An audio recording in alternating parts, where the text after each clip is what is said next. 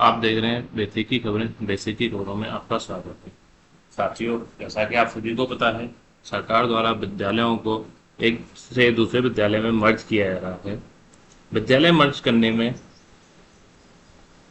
एक सबसे बड़ी समस्या है कि बिना किसी मानकों के विद्यालयों को एक विद्यालय से दूसरे विद्यालय मर्ज कर दिया जा रहा है, और उसमें भी 1 किलोमीटर से 2 किलोमीटर तक की दूरी हो रही है विद्यालयों के अंदर, जहां बच्चों का पहुंचना बहुत ही कठिन है। विद्यालय मर्जी से पहले हम थोड़ा आइए समझते हैं आरटीई एक्ट, जो कि भारत सरकार द्वारा लागू किया गया था। RTE right to education act Bharat की संसद द्वारा पारित एक विधिक कानून है। यह संविधान के अनुच्छेद 21A के अंतर्गत बच्चों को 6 से 14 वर्ष तक की निःशुल्क और अनिवार्य शिक्षा का अधिकार प्रदान करता है। यह बाध्यकारी है और राज्य सरकारों को इसके अनुपालन के लिए बाध्य करता है। यह स्वैच्छिक नहीं है, यह राज्य सरकारों को बाध्य करता है कि उन्हें 6 से 14 वर्ष की आयु के सभी बच्चों को निःशुल्क शिक्षा देनी ही होगी। अब आते हैं एनईपी, नेशनल एजुकेशन पॉलिसी 2020 के बारे में। यह नीति पॉलिसी है, कानून नहीं। एनईपी नेशनल एजुकेशन पॉलिसी 2020 केंद्र सरकार द्वारा बनाई गई एक नीतिगत रूपरेखा है, जिसका उद्देश्य शिक्षा प्रणाली को सुधारना है। यह अनुशासनात्मक है और तब तक बाध्यकारी नहीं मानी जाती जब तक इसे कानून के रूप में लागू नहीं किया जाए।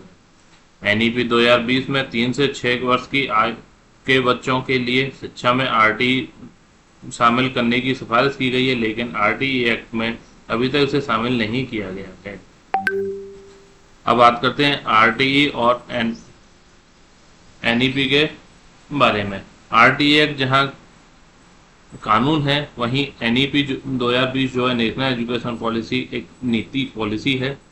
आरटीई एक्ट बाध्यकारी है, लेकिन एनईपी गैर बाध्यकारी है। यह स्वैच्छिक है, राज्य अगर चाहें तो इसको लागू कर सकते हैं, नहीं तो रहने दें। आरटीई एक्ट संशोधन की स्थिति संसद द्वारा संशोधित होता है और नेशनल एजुकेशन पॉलिसी सरकार द्वारा अद्यतन होती है। आरटीई एक्ट एक दूसरे का पर प्रभाव है। एनईपी को आरटीई के अनुरूप होना चाहिए। तो जो भी मर्जर किए जा रहे हैं वो एनईपी 2020 के अनुसार किए जा रहे हैं, जो कि गलत है, जिसमें आरटीई के मानकों को लागू नहीं किया जा रहा है। अब इस स्कूल मर्जर के विरोध में एक न्यूज़पेपर में अखबार खबर छपी है, जिसे भी पढ़ लेते हैं। विद्यालय स्कूल विलय करने पर मनगढ़ी के ग्रामीणों ने शिक्षक बनाए बंदी। स्कूल बंद कर विलय किए जा रहे हैं सरकार द्वारा, लेकिन शिक्षकों को बंदी बना लिया गया है। यह है अलीगढ़ की खबर।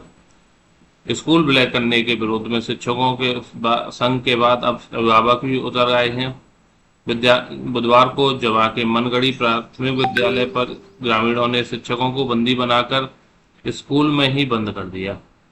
शिक्षक छोड़ने की गुहार लगाते रहे, पर ग्रामीण नहीं माने। ग्रामीणों ने शिक्षकों को करीब 4 घंटा बाद ताला खोलकर निकाला। वहीं ग्रामीणों का रोष देखते हुए कोई भी अधिकारी ग्राम नहीं पहुंचा है।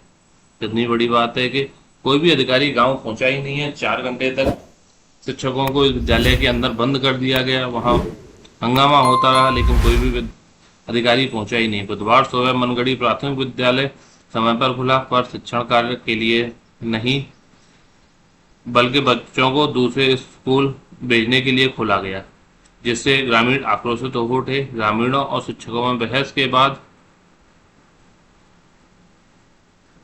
ग्रामीणों का पारा चढ़ गया। ग्रामीणों ने प्राथमिक विद्यालय मनगढ़ी जमा के प्रधानाध्यापक महरोज बेगम, सहायक अध्यापक भगेंद्र सिंह, कुमकुम शिक्षा मित्र, जसवंत सिंह शिक्षा मित्र को स्कूल के एक कमरे में बंद कर दिया, जिसके बाद शिक्षक ताला खोलने के लिए गुहार लगाते रहे, पर ग्रामीण नहीं माने और अधिकारियों को मौके पर बुलाने की मांग करते हुए नारेबाजी करते रहे। ग्रामीणों का कहना है कि दूसरा विद्यालय 2 किलोमीटर दूर है, वहां तक बच्चे नहीं जा सकते हैं।